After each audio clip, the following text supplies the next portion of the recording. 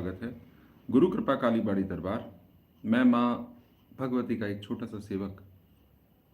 मुझे माता काली की कृपा कैसे प्राप्त हुई, इसके पार्ट 19 में आप सभी का स्वागत करता हूँ।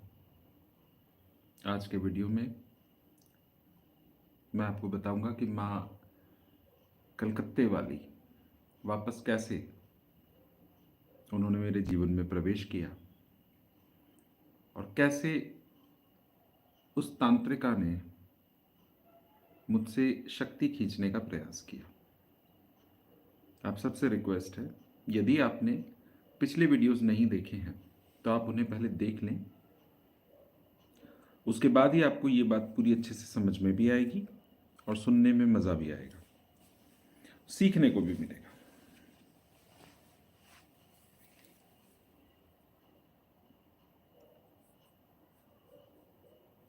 मैंने अपने पिछले पार्ट में आपको बताया था कि मेरे अपने ही घर के पास में, मेरे नेटिव में ही एक शॉप थी जहाँ पे तंत्र या पूजा पाठ संबंधी बहुत सारा ऐसा सामान मिल जाता है जो कि जनरली कहीं उपलब्ध नहीं होता। खासतौर से मुझे गूगल चाहिए होता है तो वो गूगल मुझे वहीं से मिला करता था। काफ़ी महंगा होता है बट वो बड़ा रेयर गूगल होता है जो भगवती को बहुत प्रिय होता है। मैं उस गूगल की धूप दिया करता था। उसी गूगल को लेने के लिए और कुछ बुक्स को लेने के लिए मैं वहाँ गया था। वहाँ पे मैंने एक महाकाली उपासक और साधक का एक कार्ड देखा था और उस कार्ड का मैंने फोटो ले लिया था तो उसका नंबर मेरे पास आ चुका था। उस दुकान वाले ने बताया था कि ये बहुत ही अच्छी साधक है और स्त्री है, आपको इनसे ज़रूर मिलना चाहिए। ये पति पत्नी हैं, साधना करते हैं और सिखाते भी हैं। जब बात महाकाली की आई तो मेरा मन अपने आप ही पिघल गया, या ये कहें कि शायद माँ भगवती की इच्छा थी कि मुझे वहाँ से आना था। मैं उनको कॉल करके समय लेके उनसे मिलने गया, उनके अपने निवास पे। वो लोग जो भी कार्य करते थे अपने निवास से ही करते थे और ये जगह मेरे घर के पास थी। अपने उसी दोस्त अमरजीत को मैंने फ़ोन करके जब ये सारी बात बताई तो उसने मुझे कहा कि अच्छा है, एक बार देख ले, लेकिन थोड़ा सा देख लेना क्योंकि इस चीज़ में काफ़ी सारे फ्रॉड भी मिलते हैं और तू पहले ही इतनी जगह पे देख चुका है तो ऐसा कुछ ना हो जिससे कि तू परेशान हो जाए। उसने मुझे ये बात चेता दी थी। वो हमेशा, मैं कभी भी कुछ भी करता था तो मैं उसको बता के करता था या उससे पूछ के करता था क्योंकि वो दूरदर्शी है। उसको सब कुछ दिखाई, मतलब जो उसके प्रिडिक्शंस होते थे वो कभी गलत नहीं होते थे। तो उस तांत्रिका के घर पे मैं गया। उसके यहाँ पे कलकत्ते वाली चलती थी। कलकत्ते वाली की वो भगत थी, गद्दी भी लगाती थी और तामसिक रूप से कार्य करती थी। मैक्सिमम सात्विक और तामसिक मतलब कोई डिफरेंशिएट उसके यहाँ पे नहीं था और ये सभी कार्य वो किया करती थी। तंत्र काट, भूत प्रेत संबंधी समस्याएं, अगला पिछला बताना, ये सभी कार्य वो करती थी। जब मैं उनके यहाँ गया था तो माँ महा महामाई को जब मैंने वहाँ देखा तो मेरी आंखें भर आई थी और मैं अपने आप बहुत ही ज़्यादा विचलित हो गया था। वहीं पे उन्होंने मुझसे बात की। मैंने ये सुना था कि वो आपके विषय में कई चीज़ें बता सकती हैं, उनके पास में ऐसी शक्ति है, ऐसा मुझे बताया गया था। तो जब मैं वहाँ बैठा तो उन्होंने मुझे कुछ चीज़ें बताई।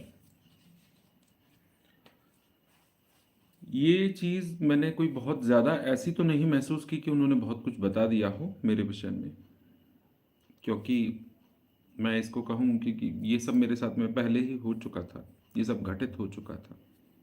क्योंकि मैं खुद देखने लगा था, मुझे दिखाई देने लगा था किसी के भी विषय में। और ऐसा एक दो बार जब हो गया था तो मैं बहुत ज़्यादा इस चीज़ को लेकर प्रभावित नहीं हुआ था, परंतु मेरा जो रुझान था वो भगवती के लिए था। उन्होंने मेरे से मेरी पूरी कहानी सुनी, तो जितनी ज़रूरत थी उतनी चीज़ें मैंने उन्हें बताई।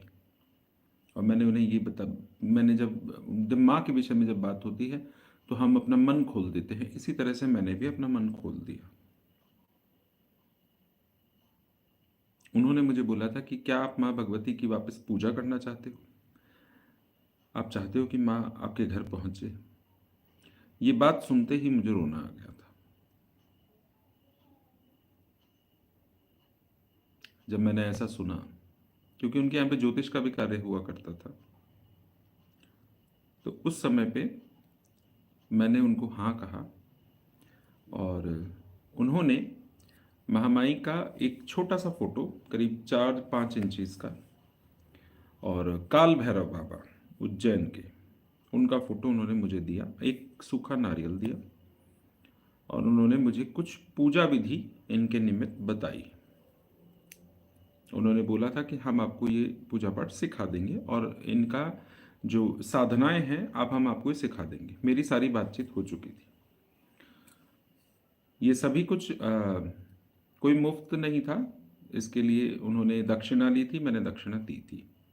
उसके अलावा आगे के लिए भी जो उन्होंने मुझे सिखाने के लिए शुल्क लेने की बात की थी, मैं उस पर एग्री कर गया था। मैंने कोई बहुत ज़्यादा, मुझे उस पर परेशानी नहीं थी। अच्छा खासा उन्होंने शुल्क लिया था, जो आगे तक के लिए महीने के हिसाब से उन्होंने कुछ चीज़ों को क्लासेस के, मतलब क्लासेस तो क्या था, मतलब कंसल्टेशन के हिसाब से उन्होंने इन चीज़ों को फिक्स कर दिया था और मैं तैयार हो गया था इस बात के लिए। भगवती को लेके मैं वहाँ से घर पहुँचा और घर पहुँचते ही वापस मैं सीधा दिल्ली आ गया, अपने जहाँ मैं रहता था वहाँ पे। मेरी खुशी का ठिकाना नहीं था, क्योंकि महाकाली वापस आ गई थी और उन्होंने मुझे ये बताया था कि कलकत्ते वाली ही उनके यहाँ पे पूजती है, क्योंकि कलकत्ते वाली की जोत की स्थापना उन्होंने कलकत्ते से सीधा अपने घर पे की हुई थी। अखंड जोत तो वहाँ नहीं थी, पर ऐसा उन्होंने मुझे बताया था। इसी बीच में कुछ समय तक मैं उनसे परामर्श लेता रहा और अपने निवास पे, जो मेरा रेसिडेंस परमानेंट है, वहाँ पे मुझे कोई ऐसे कार्य की ज़रूरत पड़ी थी जो कि मुझे करवाना था। उस जगह पे इन्होंने मुझे बोला कि हम आपका ये कार्य कर सकते हैं। कहीं ना कहीं ये सभी चीज़ें बिजनेस से रिलेटेड थी, तो वो तैयार हो गए। उन्होंने कुछ उपाय और मतलब एक दिन फिक्स किया कि आप आ जाएं और हम लोग ये एक कार्य, कुछ एक पूजन होना था, कुछ एक अलग चीज़ थी जो मेरे अपने घर पे थी। वो कार्य करने के लिए इन्होंने मुझे मना लिया और मैं तैयार हो गया और मैंने अच्छा खासा मोटा पैसा उनको दिया था।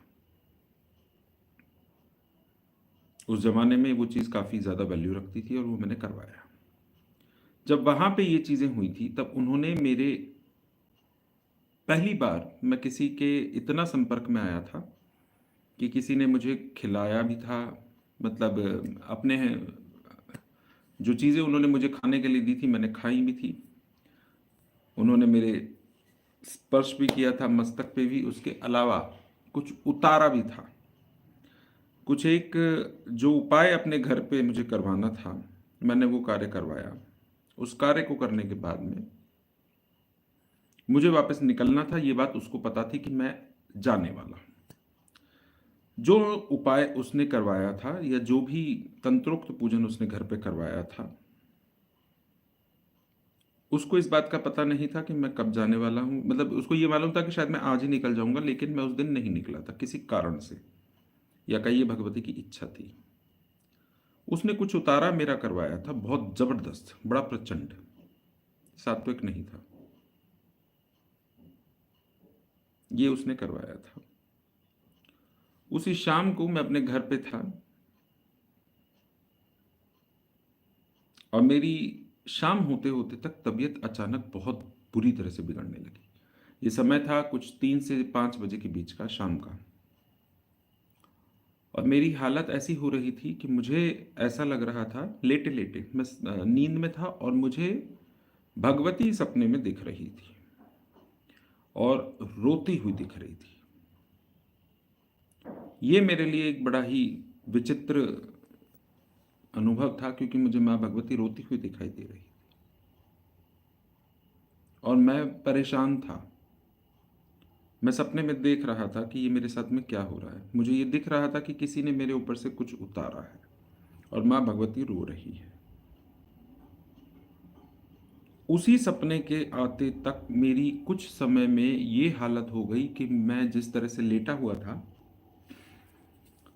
ना तो मेरी सांसें चल रही थी, मैं जानबूझ मतलब कोशिश करके भी मैं अपनी सांसें नहीं ले पा रहा था। मेरे हाथ पैरों ने काम करना बंद कर दिया था। मेरे शरीर का टेम्परेचर बहुत ज़बरदस्त बढ़ गया था। मेरा पूरा शरीर लाल हो चुका था।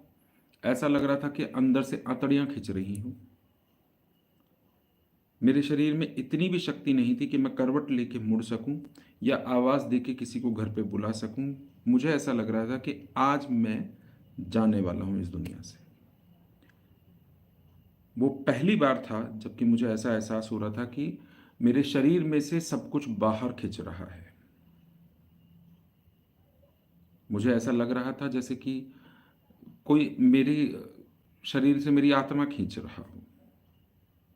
मुझे हर जगह से मतलब मेरे शरीर के अंदर कुछ नहीं बचा था। शाम के 5 बजे तक मेरी ऐसी स्थिति हो गई कि मेरी मदर ने मुझे एकदम से मेरी आवाज़ सुनी, वो मेरे पास में आई और मुझे देख के बहुत बुरी तरह से घबरा गई और रोने लगी। उनको ये समझ में आ चुका था कि कुछ ना कुछ हुआ है। इसकी ऐसी हालत कैसे हो सकती है? क्योंकि जो कोई भी मुझे देख रहा था, मेरे भाई मेरे तक पहुंचे, उन लोगों को सबको डर लगने लगा, सबको लगा कि ये गया। क्योंकि जिस समय पे कोई इंसान मरने की अवस्था पे पहुंचता है और उसके शरीर में से जब प्राण निकल रहे होते हैं, तो वो एक ऐसा समय होता है जबकि इंसान बहुत बुरी तरह से छटपटाता है। उसी तरह से मैं छटपटा रहा था। मेरी हालत ऐसी थी कि शायद अगर ये माँ भगवती नहीं होती तो मैं बहुत पहले जा चुका होता, रुक ही नहीं सकता था। अचानक मुझे इस चीज़ का एहसास हुआ। मेरी मदर ने मुझे पानी वानी पिलाया। मैंने उन्हें मना कर दिया था कि कोई मुझे छुए नहीं। पता नहीं क्यों मेरे को ऐसा लगा कि मैंने सबको ये बोल दिया था कि मेरे को कोई छुएगा नहीं, क्योंकि जो मुझे छू रहा था मुझे दिख रहा था कि कहीं ना कहीं दिक्कत हो रही है सभी को। तो मैंने ये कह दिया था कि मुझे कुछ नहीं होगा। हालांकि मेरे शरीर में इतनी शक्ति नहीं थी कि मैं करवट भी ले सकूं, लेकिन मैंने ये कह दिया था कि मुझे कुछ होगा नहीं। मैंने अंदर ही अंदर माँ का नाम जपना जब शुरू किया। थोड़ा सा पानी पीते ही मुझे थोड़ा सा होश आया, तो मैंने फ़ोन किया उस तांत्रिक को और मैंने उसको फ़ोन करके बोला कि मैं जा रहा हूँ, आज बचूंगा नहीं, आज आखिरी दिन है मेरा। उसके समझ में नहीं आया था, उसको लगा था कि मैं यहाँ पे नहीं हूँ। उसे लगा था कि मैं यहाँ से जा चुका हूँ। उसको कुछ समझ में नहीं आया। उसकी घबराहट मुझे बड़ी ही अजीब लगी। मैंने जब फ़ोन किया था उससे, तब उसने मुझे कहा कि आप कहाँ हूँ, पहला प्रश्न। मैंने कहा मैं अजमेर में ही हूँ। जब मैंने उसको ये बात बताई तो वो हिल गई और मैंने कहा मैं आ रहा हूँ तुम्हारे यहाँ। महामाई का नाम लेते लेते मैं गाड़ी पे बैठने में या गाड़ी के साथ में तो किसी के साथ जा नहीं सकता था। मैंने अपने भाई को भेजा और मैंने कहा कि मुझे एक टैक्सी ला दो और मुझे उसमें बिठा दो। उन्होंने बोला हम तेरे साथ चलते हैं, तो मैंने मना कर दिया कि मेरे साथ कोई नहीं जाएगा, मैं अकेला जाऊंगा। मेरी माँ के लिए ये वो स्थिति थी, उसको दिख रहा था कि ये जाने वाला है। उस समय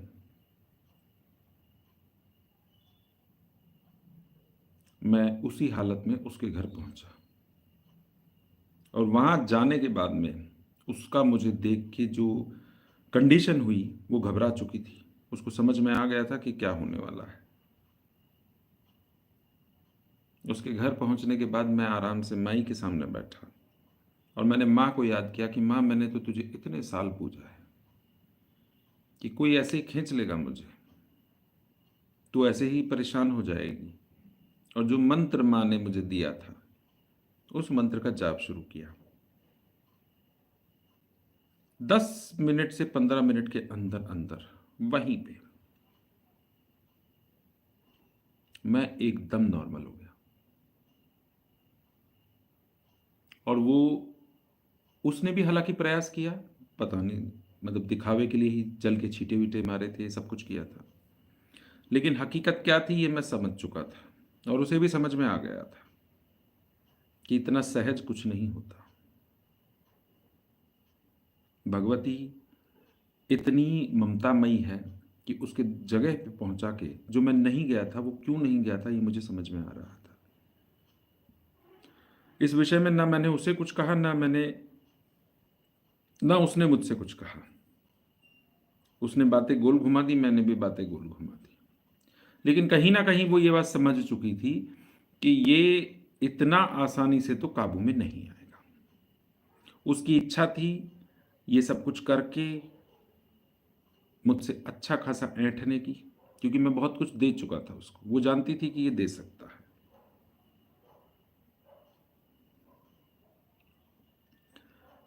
उसी दिन मैंने उससे कहा कि मैं अब इस विद्या को सीखना चाहता हूं, उसके लिए अलग से क्या पैसे देने हैं मुझे बता दो, मैं दूंगा, पर अब मैं सीखूंगा। जिस दिन मैंने उसको ये बात बोली थी तो उसने हड़बड़ा के हाँ कह दिया, और वहीं से मैं उसके साथ में कुछ चीजें लेकर निकला। भगवती का झाड़ा किस तरह से बनता है, या झाड़ा किस तरह से लगता है, या और कार्यों के क्या मंत्र होते हैं, क्या विधान होते हैं, ये सब कुछ मैं उससे पूछ के लेके निकला था। जो तंत्रोक्त पूजन की विधि उसने मुझे बताई थी, उस सब को मैंने शुरू किया। भगवती के पूजन होते हुए, क्योंकि अब मुझे प्रसन्नता थी, क्योंकि महाकाली घर पे थी और मेरे साथ थी।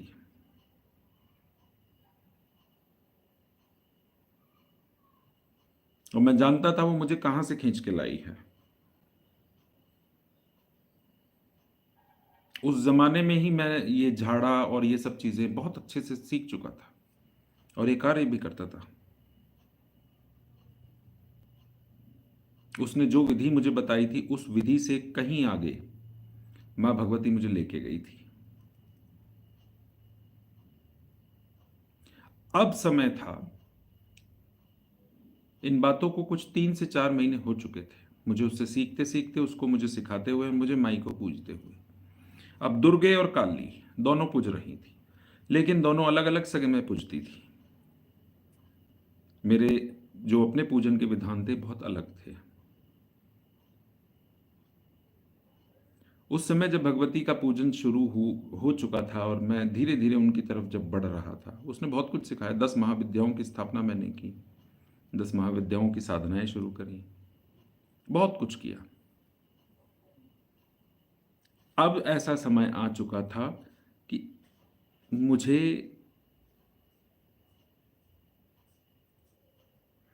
रात्रि के 11 से 12 बजे के बाद में सुबह 4 बजे तक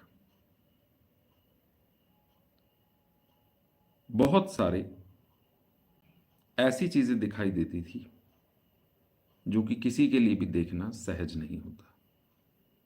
अब वो क्या था ये मैं आपको अगले पार्ट में बताऊंगा। जय महाकाली, हर हर महादेव।